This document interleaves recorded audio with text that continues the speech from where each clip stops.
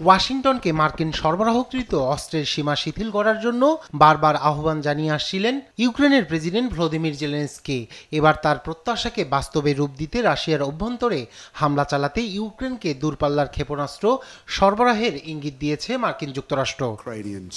স্থানীয় সময় বুধবার ইউক্রেনের সঙ্গে বিষয়টি নিয়ে আলোচনার জন্য যৌথ সফরে কিয়েভে পৌঁছেছেন মার্কিন পররাষ্ট্রমন্ত্রী অ্যান্টনি ব্লিংকেন এবং যুক্তরাজ্যের পররাষ্ট্রমন্ত্রী ডেভিড লেমি। লন্ডনে আলোচনার পর একসঙ্গে ইউক্রেনের রাজধানীতে যান ব্লিংকেন ও লেমি।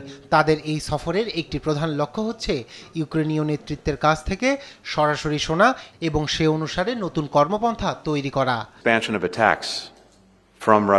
রাশিয়ার তীব্র আক্রমণের কারণেই ইউক্রেন শহর অবকাঠামো ভয়ঙ্করভাবে ধ্বংস হচ্ছে। পুতিন ইরানি ব্যালিস্টিক ক্ষেপণাস্ত্র অধিগ্রহণের মাধ্যমে তার আগ্রাসনকে আরও শক্তিশালী করছে।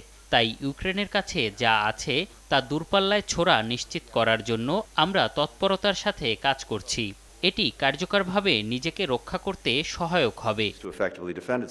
ওয়াশিংটন চায় মস্কোর বিরুদ্ধে লড়াইয়ে কিয়েভ জয়লাভ করুক। একই সঙ্গে ইউক্রেনকে ন্যাটোর সদস্যপদ দেওয়া হবে বলেও জানায় যুক্তরাষ্ট্রের পররাষ্ট্রমন্ত্রী অ্যান্টনি ব্লিংকেন। বুধবার কিয়েভে এক সংবাদ সম্মেলনে কথা বলেন অ্যান্টনি ব্লিংকেন।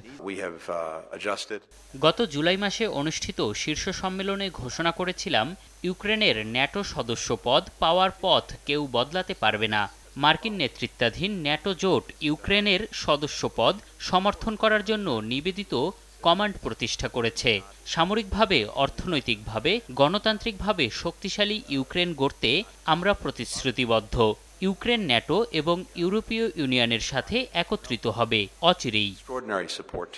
পররাষ্ট্রমন্ত্রী এর আগেও একাধিকবার ইউক্রেনকে ন্যাটোর সদস্যপদ দেওয়ার পক্ষে ওকালতি করেছেন। তবে বিষয়টি অতটা সহজ হবে না বলে মনে করছেন বিশ্লেষকরা। কারণ হাঙ্গেরি ও স্লোভাকিয়া এরই মধ্যে বলেছে যে তারা কোনো অবস্থাতেই এ বিষয়ে জোটের অন্য সদস্যদের সঙ্গে একমত হবে না। কারণ ইউক্রেনকে ন্যাটোতে আনার অর্থ হবে রাশিয়ার সঙ্গে সরাসরি যুদ্ধ।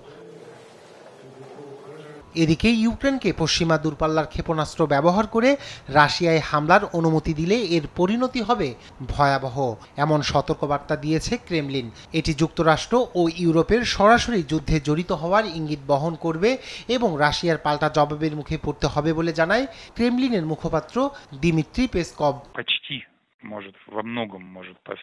যুক্তরাষ্ট্র ইউক্রেনকে এমন ক্ষেপণাস্ত্র ব্যবহারের অনুমতি দেওয়ার সিদ্ধান্ত নিয়েছে বলে মনে করছে মস্কো। এই সিদ্ধান্ত বাস্তবায়িত হলে রাশিয়া উপযুক্ত প্রতিক্রিয়া জানাবে। যুক্তরাষ্ট্র ও ইউরোপের দেশগুলো সরাসরি এই সংঘাতে জড়িয়ে পড়ছে এবং প্রতিটি নতুন পদক্ষেপ এই সম্পৃক্ততার মাত্রা বাড়াচ্ছে। যুক্তরাষ্ট্রের এটিএ-সিএমএস ক্ষেপণাস্ত্রের সর্বোচ্চ পাল্লা 190 মাইল বা 305 কিলোমিটার এবং ব্রিটিশ স্টর্ম শ্যাডোর পাল্লা 155 মাইল বা 249 কিলোমিটার। এই অস্ত্রগুলো ব্যবহার করে রুশ ভূখণ্ডের অভ্যন্তরীণ ঘাঁটিতে হামলা চালানোর সুযোগ চায় ইউক্রেন। রায়হান কবি শুভ্র, নিউজ ডেস্ক, দেশ টিভি।